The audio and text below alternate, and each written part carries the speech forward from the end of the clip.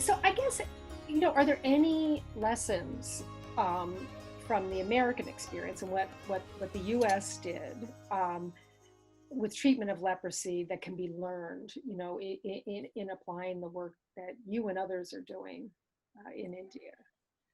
Yeah, I think you actually just spoke about a lot of them. I think the main one is probably they learned, especially when Stanley came and then some of those that followed along after him, that if they gave them their humanity back, not only were they happier, but they became healthier.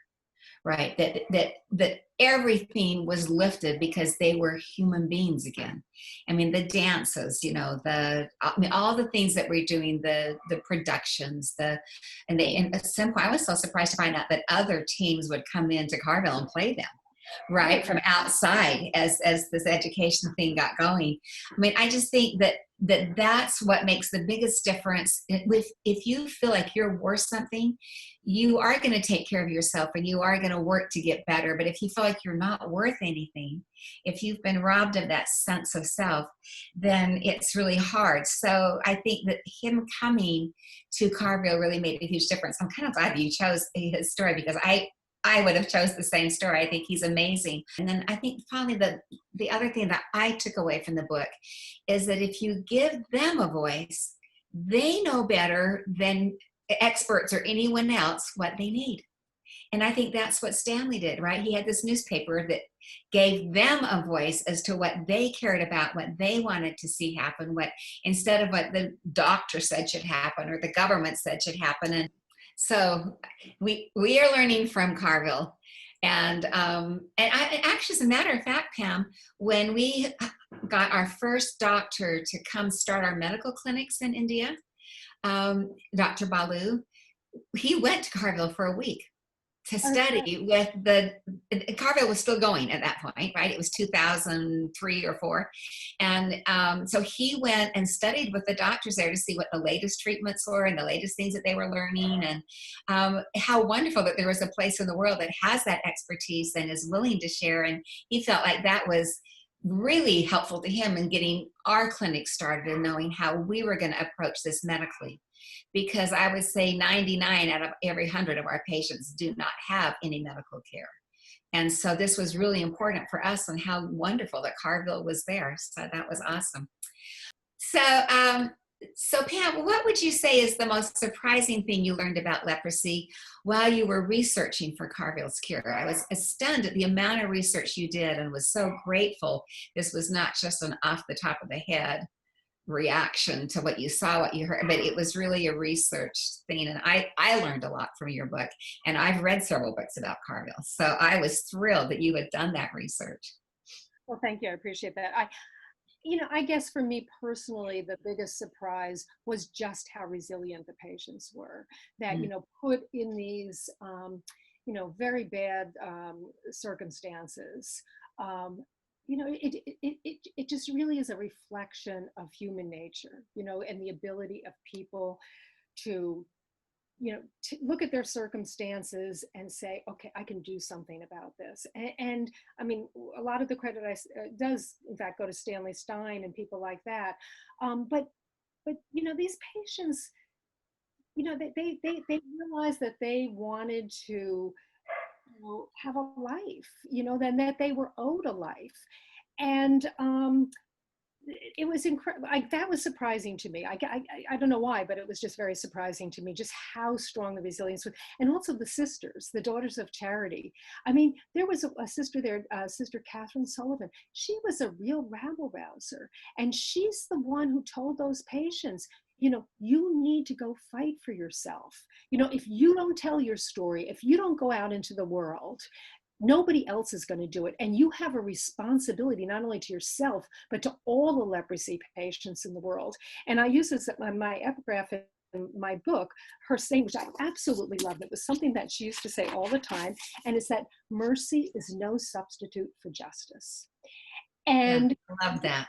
Yeah, and interestingly, she was very strong allies with Stanley Stein, who was one of the few Jews at the hospital. And she, this Catholic sister, and this young Jewish patient they joined forces, and they were right, they were in sync on what needed to be done.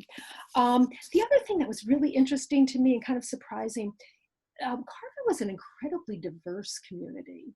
You had patients who were very wealthy, very educated. You had patients who were extremely poor. You had people who were illiterate. You had children. You had adults. You had a lot of, they were mostly, initially were mostly native born, but then there were also a lot of immigrants. You had Black patients, you had Hispanic patients, you had Asian patients, you had all different religions, even though it was very Catholic oriented. There still were a lot of religions. And these patients were actually very proud of this diversity. And you're talking about Southern Louisiana in the 20s, 30s, 40s, which was highly segregated. They had, at Carvill, they had classrooms that were integrated. They had sports teams that were integrated. Patients had odd jobs. They were allowed to earn money working for the federal government, and they got paid no matter what. They got paid the same amount of money, no matter who you were. And I think, as I say, they were very proud of this. I think of this diversity, and I think it made them stronger too. Yeah. Because they all were united, that any of the prejudice that they might have faced on the outside world because of their racial differences or ethnic differences or, economic differences, that was all gone. They were united in the fact that they all faced the same challenge in the outside world and discrimination because they were leprosy patients. And that really held them together. And I sort of the beauty of that was one of the wonderful surprises in writing this book. So one thing that really intrigues me, I mean, you talk about all these things that happen in India today, and still the prejudice and the discrimination that the patients face. I mean, why do you think this stigma still persists when we know there's medication out there that can easily cure this disease? It should be readily available, and we now know that it's not a highly contagious disease. Just why does it persist? Well, I think you talked about it earlier. It's the lack of education, right? Because even in America, we don't know that it's hard to contact this disease. We don't know a lot because it's no longer an issue here, right? Who do you know that has leprosy in America? No one I know. And that's part of why it's hard for us to raise money, because no one, if you're raising money for CF, everybody knows someone that's got CF. And so there's a personal connection, but no one knows anyone that has leprosy. And so that's actually one of our challenges. But I think education is one of the reasons that stigma persists. I thought it was interesting when you talked about how Coke refused to send Coke bottles in there and take them back because they were afraid other people would think, oh, I'm going to get leprosy from drinking Coke out of this Coke bottle that came from Carvill. That's that same lack of understanding that you're talking about. And you said, well, now that we know that, well, but how many people in America know? Really not that many, right? Because we have a patient that makes these darling cards. That's his little micro business. And then we sell them here in the States. And people are like, well, am I going to get leprosy if I touch this card? And I was like, oh, no, that would be a miracle if you got leprosy. But it's a real concern. So it's the lack of understanding. I think, but there's two other reasons. I think the main one is the religious underpinnings of the disease. And it's, like I said, it's not just the Hindus, because it's in the Christian traditions. It's the idea of it being connected to sin. It's in the Jewish traditions. It's in the Muslim traditions. It's in almost every, and it's even in the Buddhist traditions. The idea that leprosy is a curse of God. So a lot of what we try to do is just convince people that it is in fact a microbacterium. It's not a curse from God, and it responds to medicine. Padma, the woman that works with us in India, she's a fascinating woman. She's actually the daughter of the former president of India, and a remarkable woman, but she's been working on a TV series called No Fear, No Fear, just with the idea of educating Indians that this really has nothing to do with sin or no sin. This is a bacteria. It's not any different than catching a cold, except that it's harder to catch than a cold is, and that it can be treated, and it is very responsive to treatments. Becky, I'm interested, what do you think needs to be done to address these problems?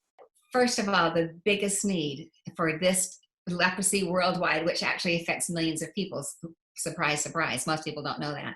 But the biggest thing we need is a vaccination, to start vaccinating all the children in the leprosy colonies. Because if you think about it, they're probably the most likely people to get leprosy simply because they're around it a lot. It has a genetic marker. They are the most likely people to carry that genetic marker since their parents or grandparents have had it. And the leprosy colonies generally do not have very good hygiene conditions. And so they're at extra risk, and they have not good nutrition. And so they are at very high risk. So if we can get that out to them, that would be a huge thing. But worldwide, this is going to change. This is a game changer to get this vaccination finally approved, which is awesome. Another thing that I think we need, at least in India, is really important, is to get them off the street as beggars. Begging reduces you to your worst self. And to do that, they have to find a way to support themselves and their families. So using microfinance, we help them create these small little businesses that they can own themselves, because it's so hard to get other people to employ them. And it's just remarkable, the change. It's like when Stanley Stein brought the first play into Carvill. When they start earning their own money, it is just remarkable, the change. They suddenly have a reason to wake up every day, right? They have a reason to do the things that they do. And you can give a loan to a person with leprosy, and they can create a business and work and gain self-respect and pride, all those things. But at the end of the day, they're still poor. I mean, literally, they're still living in very poor circumstances. Even though they're earning much more than they earned before, they're still poor. The only way to really change the economic standing of those people is to educate the children. When you think of a person as your doctor, or as the guy doing IT in your office, instead of as the man standing on the corner with open wounds and pus running down his arms, that's when the stigma will finally leave. And that's sort of a lesson for so many things. It's for lesson, how do you help people who are homeless? How do you help people in the United States or anywhere who are really poor? Is to try and, sometimes people just need a little bit of a boost and a little bit of a help, and then something to aspire to, some hope that they will be able to escape. Yeah. Whatever their particular problem is, same people with, disabilities, that there are people who have something to give to the world, and Yes. you need to give them the opportunity to do that. As we all deal with this COVID-19 global pandemic together, what do you think we can do to encourage more people to open their eyes, to get involved, and to be more socially responsible for each other? Because we now are kind of in this disease thing all over again, right, in America. We've taken care of leprosy, but now we're dealing with COVID. What can we do to make ourselves come together and not fight each other? I think one thing is to recognize that, that there a lot of misinformation about diseases, and how that misinformation can open the way for people to kind of do what they want to do, and sort of succumb to their prejudices. So because we have a lack of knowledge about exactly how COVID-19 is contracted, how the disease is spread, it's led to a lot of disagreements. And I think that people need to recognize that we don't know everything, that we need to make sure that we are trying to get the best information we can, and then to work on it. And that that this is affecting people.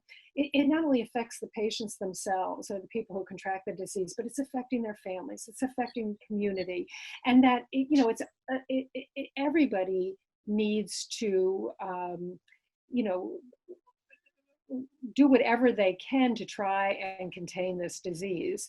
And sometimes it takes doing things that maybe you feel like, oh, I don't want to have my rights infringed upon. But sometimes, that's part of public health, that people need to do things that will make it, better for the rest of society. And then, a lot of the thing with leprosy that struck me was just all of the repercussions of how many people were affected by just the way we treated these few patients. And I think that's the same thing with any disease. You're talking about children, you're talking about people's families and spouses and neighbors and loved ones. What happened with leprosy in the United States, that had a profound impact on my father-in-law's life. And that's why I wrote the book. I promised him before he died that I would write this book. And that was the reason, because I saw how just the stigma, how the way we treated somebody with this disease could destroy somebody's life. For no reason, as we've spoken about, the disease is not that contagious. It's not that big of a threat. And that goes back to the ignorance, about what the threat actually is. So I think we need to keep these things in mind when we're dealing with any kind of disease or outbreak. And, COVID-19 might be certainly is not going to be the last one probably in a lot of our lifetimes. That we have to try and get as much knowledge as we can and then just act on it. Yeah, I just think it's so interesting that your book came out right as this pandemic was taking root in America. Really this thing about don't let a disease separate us. Let's come together kind of a thing. So I love hearing that.